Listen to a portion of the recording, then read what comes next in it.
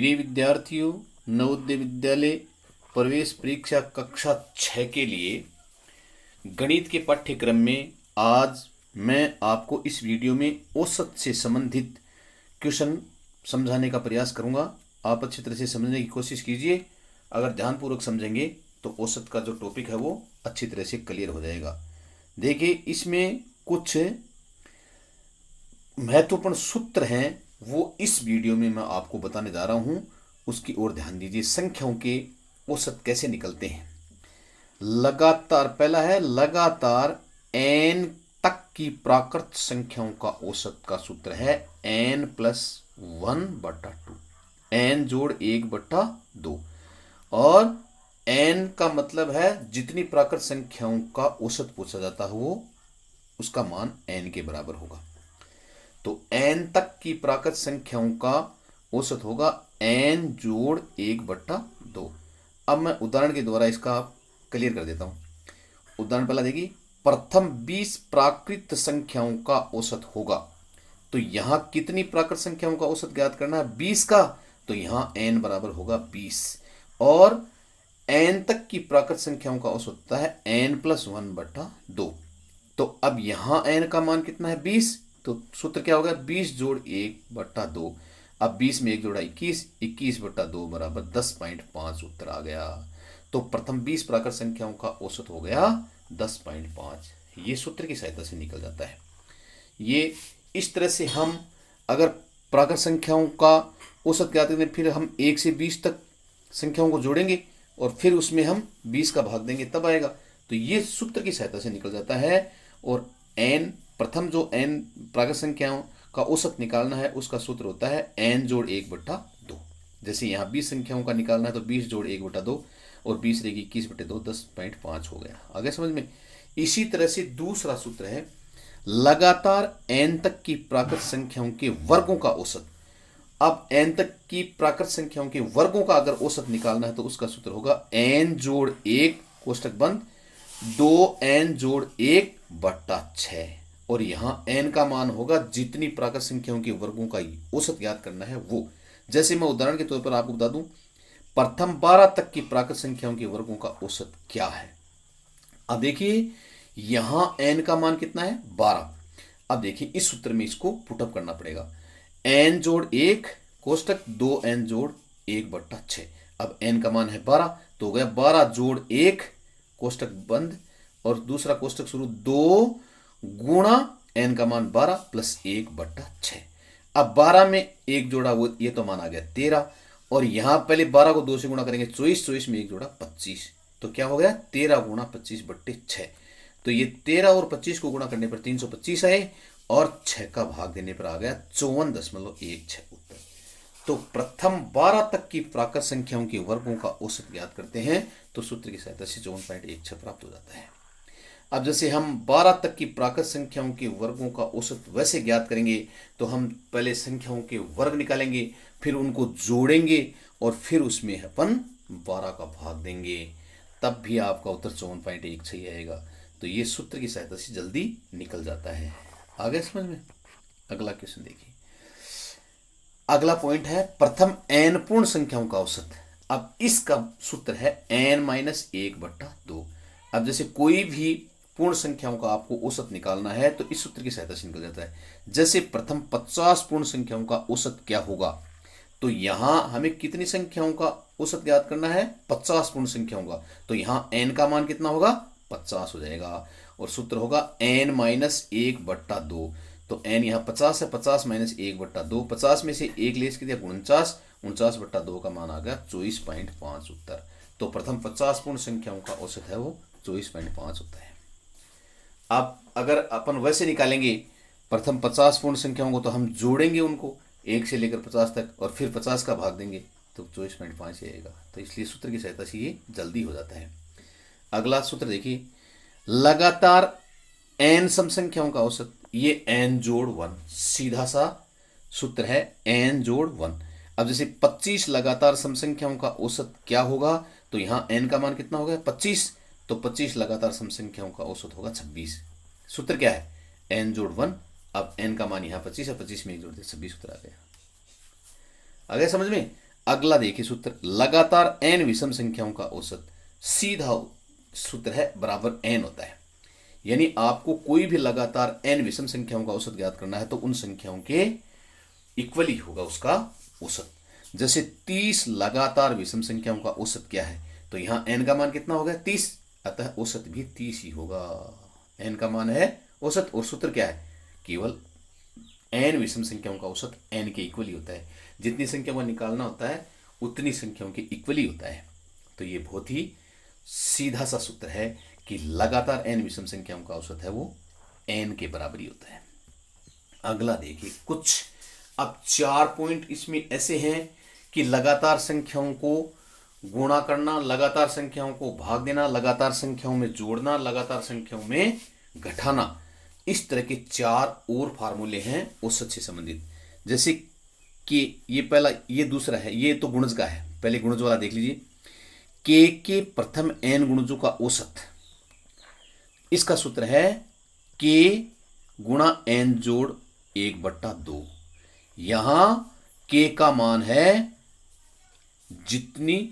जिस संख्या के गुणज ज्ञात करने हैं वो संख्या, और n यहां गुणजों की संख्या होगी।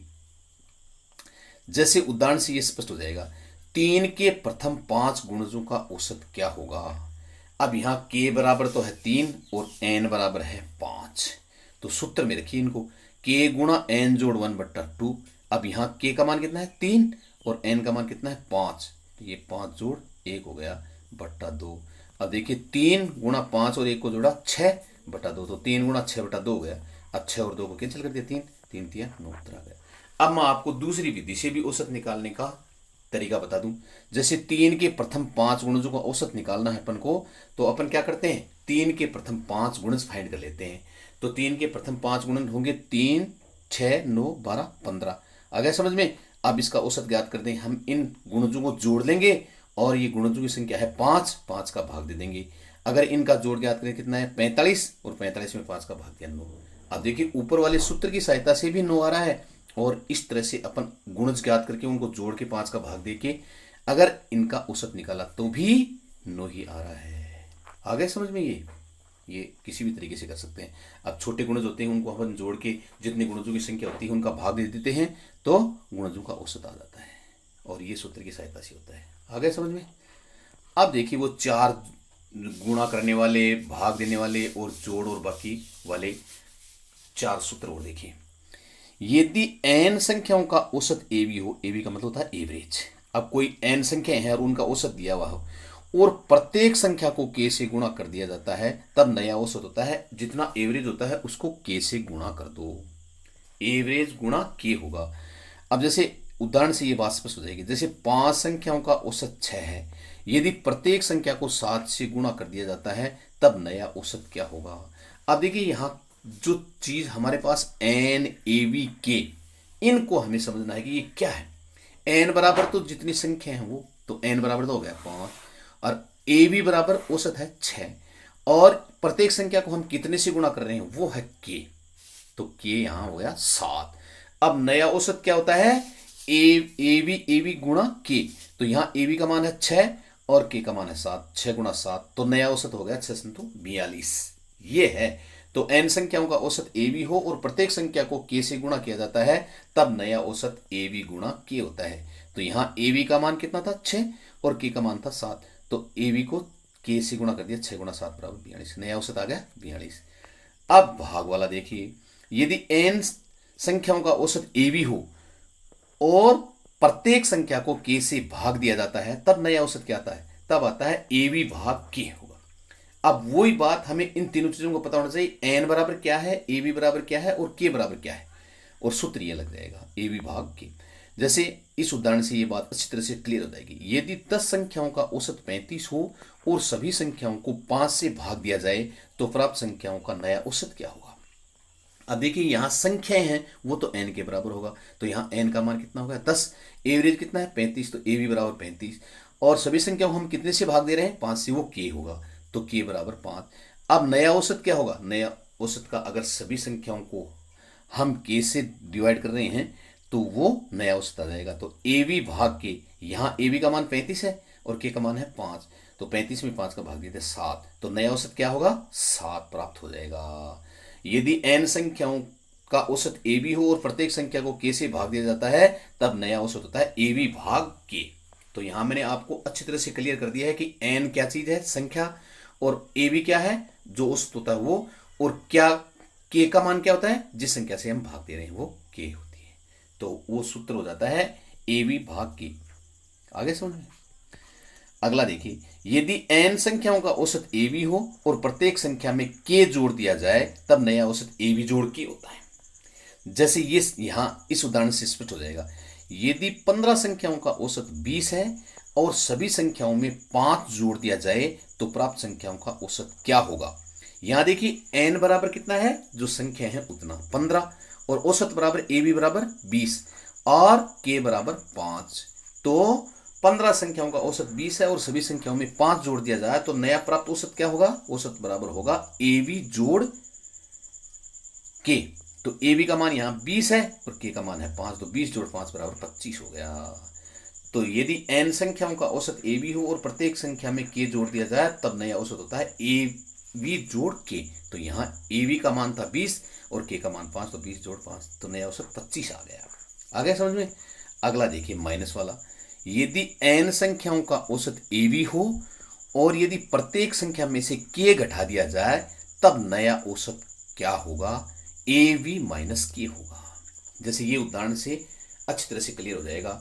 यदि 7 संख्याओं का औसत 18 है और सभी संख्याओं में से 4 घटा दिया जाए तब नया औसत क्या होगा। अब यहां n बराबर 7, ए बी बराबर 18 और के बराबर है 4, तो नया औसत क्या होगा के ए बी माइनस के। तो ए बी का मान यहां 18 है और के का मान है 4, तो 18 माइनस 4 बराबर 14 उत्तर आ गया। तो नया औसत क्या होगा 14। तो आज इस वीडियो में जो मैंने आपको विभिन्न प्रकार के सूत्र जैसे प्रथम n सम संख्याओं का औसत, प्रथम n विषम संख्याओं का औसत, प्रथम n पूर्ण संख्याओं का औसत, प्रथम n संख्याओं के वर्गों का औसत और संख्याओं के गुणजों का औसत, और संख्याओं n संख्याओं को कि प्रत्येक संख्याओं को के से गुणा किया जाए तब नया औसत क्या होगा, के से भाग दिया जाए तब नया औसत क्या होगा, के जोड़ दिया जाए सभी संख्याओं में तो नया औसत क्या होगा, सभी संख्याओं में के घटा दिया जाए तो नया औसत क्या होगा। ये सारे पॉइंट आपको अच्छी तरह से क्लियर हो गए होंगे। और अब मैं आपको इससे अच्छा एक ये एवरेज वाला और मैं आपको बता देता हूं। औसत चाल क्या होती है। यदि कोई व्यक्ति ए से बी तक x किलोमीटर प्रति घंटा की चाल से जाता है तथा b से a तक y किलोमीटर प्रति घंटा की चाल से वापस आता है तो पूरी यात्रा में उसकी औसत चाल क्या होगी। देखिए जब कोई व्यक्ति a से b तक x किलोमीटर प्रति घंटा की चाल से जाता है, ये एक चाल हो गई x किलोमीटर प्रति घंटा, और वापस वो आता है y किलोमीटर प्रति घंटा, तो पूरी यात्रा में अगर औसत चाल याद करनी है तो दोनों चालों को 2 से गुणा करेंगे और उसमें भाग देंगे दोनों चालों के योग का। तो सूत्र हो गया उस चाल का 2xy बटा x प्लस वाई। x और y क्या है, यहाँ दोनों अलग अलग चाल है आने और जाने की। जैसे इस उदाहरण से ये अच्छी तरह से क्लियर हो जाएगा। मोहन अपने घर से स्कूल 20 किलोमीटर प्रति घंटा की चाल से साइकिल पर जाता है तथा वापस आते समय स्कूल से घर 30 किलोमीटर प्रति घंटा की चाल से आता है, तो यात्रा में उसकी औसत चाल क्या होगी। आप देखिए जाते समय उसकी चाल है 20 किलोमीटर प्रति घंटा, तो ये चाल तो हो गई x, और आते समय उसकी चाल है स्कूल से घर आने पर 30 किलोमीटर प्रति घंटा, ये चाल हो गई y, वो है 30 किलोमीटर प्रति घंटा। अब देखिए उस चाल का सूत्र हो गया 2xy बटा x प्लस वाई। तो यहां हमने 2 गुणा पहली चाल 20 दूसरी चाल 30 दोनों गुणा कर दिया और दोनों चालों के जोड़ का भाग दे दिया 20 जोड़ 30, तो ये हो गया 30 और 20 को 2 से गुणा किया 3 दूनी 600, 600 को 2 से गुणा कर दिया 1200, 1200 और 30 20 का जोड़ आ गया 50, 1200 बट्टा 50 हो गई उस चाल। तो इसमें 0 0 कैंसिल हो गया और ये 24 पंचो 120 24 किलोमीटर प्रति घंटा औसत चाल आ गई। तो औसत चाल का सूत्र होता है 2 गुणा x गुणा y बटा x जोड़ y। ये औसत चाल का भी क्वेश्चन कभी कभी परीक्षा में पूछ लिया जाता है औसत से संबंधित। तो ये सारे पॉइंट मैं उम्मीद करता हूं कि आपको अच्छी तरह से क्लियर हो गए होंगे। और अब मैं आपको कुछ अभ्यास के लिए क्वेश्चन दे रहा हूं, इनके आंसर कमेंट बॉक्स में आप अवश्य लिखना, ताकि पता चले कि आपके आंसर सही हैं या नहीं। जैसे पहला प्रश्न है, प्रथम 32 प्राकृत संख्याओं का औसत ज्ञात करो। तो यहाँ प्राकृत संख्याओं का जो औसत ज्ञात करने का सूत्र है वो लगाकर आप इसका औसत ज्ञात कर लेंगे। दूसरा प्रश्न है, प्रथम 31 प्राकृत संख्याओं के वर्गों का योग ज्ञात करो। तो यहाँ प्राकृत संख्याओं के वर्गों का औसत ज्ञात करने का सूत्र लगाकर 31 प्राकृत संख्याओं के वर्गों का योग ज्ञात कर लेंगे। ये योग नहीं, यहाँ ये औसत, सॉरी, प्रथम 31 प्राकृत संख्याओं के वर्गों का औसत ज्ञात करो। अगला प्रश्न है, प्रथम 40 पूर्ण संख्याओं का औसत क्या होगा। यहां आपको ज्ञात करना है 40 पूर्ण संख्याओं का औसत। तो यहां पूर्ण संख्याओं का औसत का सूत्र लगाकर ज्ञात कर लेंगे। अगला है, प्रथम 50 तक की सम संख्याओं का औसत क्या होगा।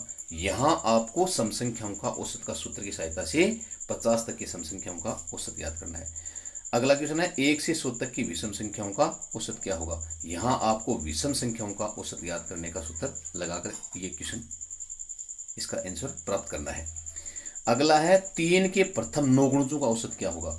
तो ये आप गुणजों का जो औसत हम ज्ञात करते हैं उस सूत्र की सहायता से कर सकते हैं, या आप 3 के प्रथम 9 गुणजों को फाइंड करके उनको जोड़कर 9 का भाग देकर भी औसत प्राप्त कर सकते हैं।